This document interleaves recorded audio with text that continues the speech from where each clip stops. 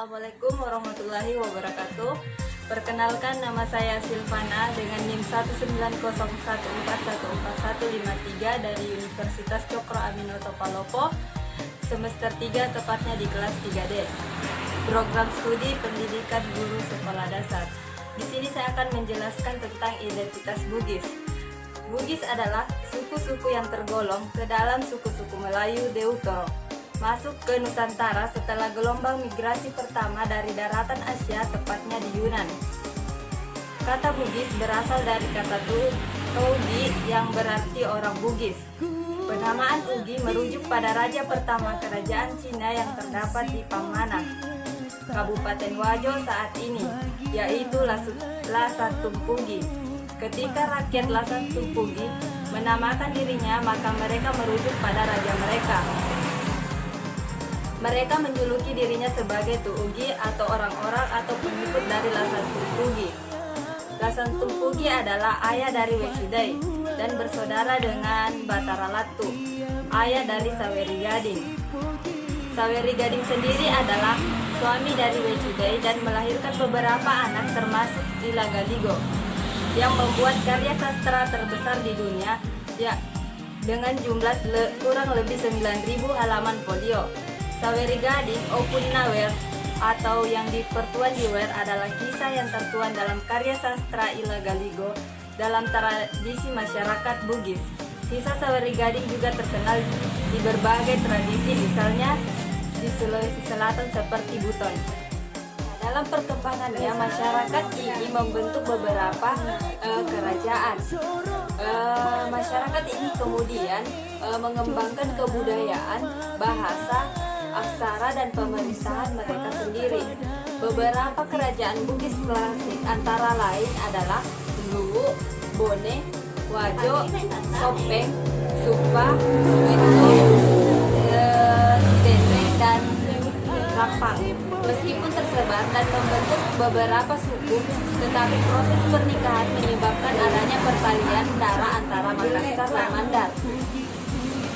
Saat ini orang Bugis tersebar dalam beberapa kabupaten, yaitu seperti Luwu, Bone, Wajo, Sopeng, Sidrap, Pinrang, dan Barru.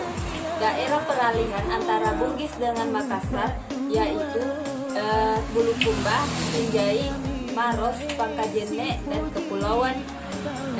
Daerah peralihan Bugis dengan Mandar adalah Kabupaten Polmas dan Pinrang.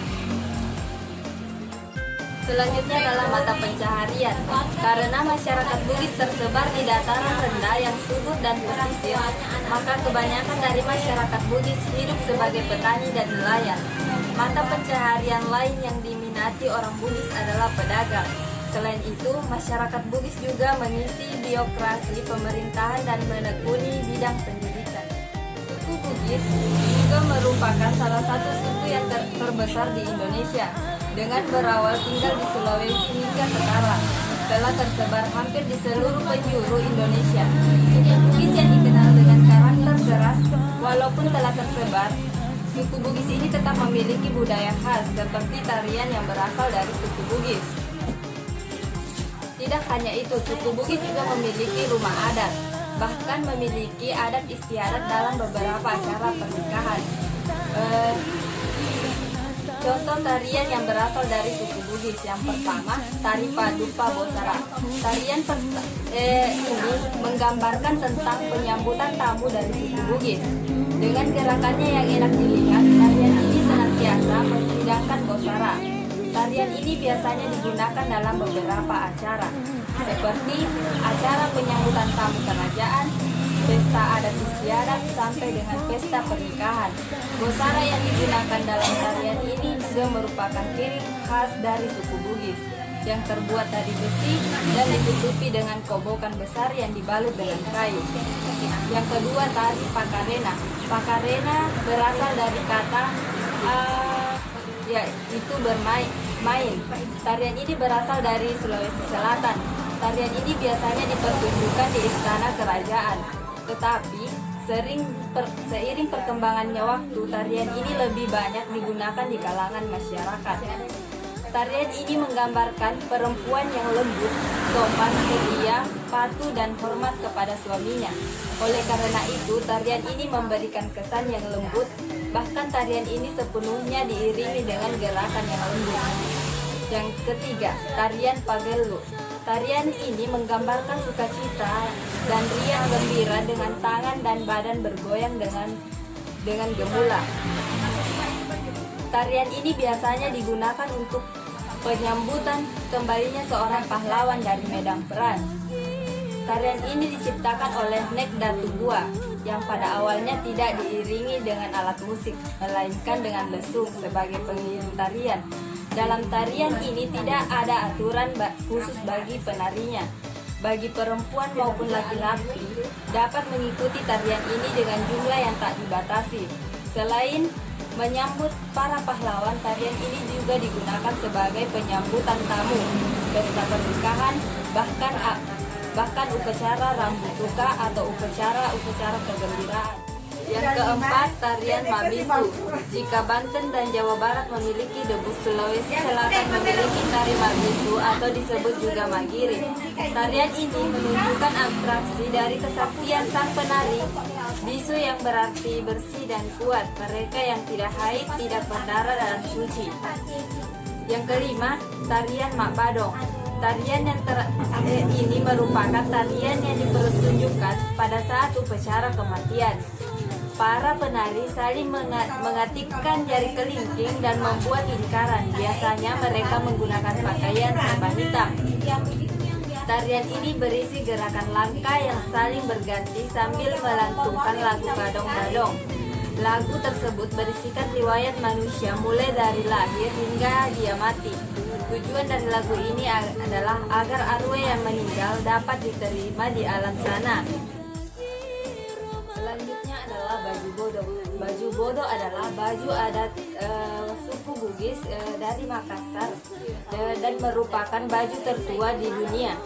Sesuai dengan namanya, bodo yang berarti pendek, baju ini memiliki lengan pendek seperti baju yang saya kenakan sekarang ini. Dahulu baju bodo dipakai tanpa baju dalaman sehingga memperlihatkan payudara dan lekuk-lekuk dada pemakainya, dan dipadukan dengan sehelai sarung yang menutupi bagian pinggang ke bawah badan seperti yang saya kenakan pada saat ini. Namun seiring berjalannya waktu, pengaruh masuknya agama Islam ke Indonesia kemudian merubah cara pemakaian dalam berbaju bodo, seperti pada saat itu sudah menggunakan dalaman seperti manset yang digunakan pada saat ini. Pakaian tradisional ini juga sering dipakai untuk acara adat seperti upacara pernikahan, tetapi sekarang penggunaan baju bodo ini sudah semakin meluas untuk berbagai kegiatan, misalnya dalam lomba menari di sekolah maupun menyambut tamu-tamu. Ini juga digunakan sebagai upacara penyambutan tamu-tamu kehormatan, meski belakangan ini semakin terpinggirkan akibat pengaruh busana-busana modern, tetapi di kampung-kampung Bugis yang jauh dari perkembangan dan tren mode busana, baju bodo masih dikenakan oleh para pengantin perempuan saat upacara akad nikah dan resepsi pernikahan. Begitu juga dengan ibu pengantin, pendamping mempelai, dan para pagarayu. Selanjutnya adalah ciri khas dari baju bodo. Baju bodo biasanya didesain dalam bentuk segi empat, bagian bawah terbuka dan bagian atas ada lubang leher seperti ini. Garis lingkar lubang leher baju bodo menggunakan garis V, yakni berbentuk lancip di bawah dan melebar di bagian atas. Bentuk lengan pada baju bodo adalah lengan stali yang tidak memiliki sambungan jahitan pada bagian bahu. Kesan menggelembung berbentuk karena pada saat pemakaian agak disisingkan ke atas. Sisi samping dus wanita yang dikenal dengan baju bodo dijahit dari ujung lengan sampai ke ujung badan bagian bawah. Bentuk bagian badan blus menggelembung karena tidak letak lingkar. Lubang leher tidak pada lipatan kain, namun diletakkan pada bagian atas lapisan di bagian muka. Baiklah, sekian penjelasan dari saya mengenai identitas dari suku Bugis. Kurang dan lebihnya mohon dimaafkan. Wabillahi taufiq wal hidayah. Wassalamualaikum warahmatullahi wabarakatuh.